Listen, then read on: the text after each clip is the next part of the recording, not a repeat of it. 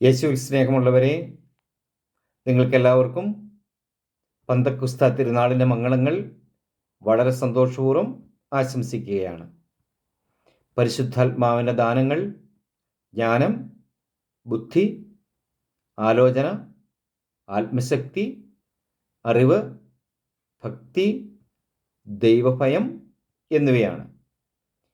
പരിശുദ്ധാത്മാവിൻ്റെ ഫലങ്ങൾ സ്നേഹം, സന്തോഷം, സമാധാനം, ക്ഷമ, സഹനശക്തി, നന്മ, കനിവ്, സൗമ്യത, വിശ്വസ്തത, അടക്കം, ആത്മസംയമനം, ബ്രഹ്മചര്യം എന്നിവയാണ്.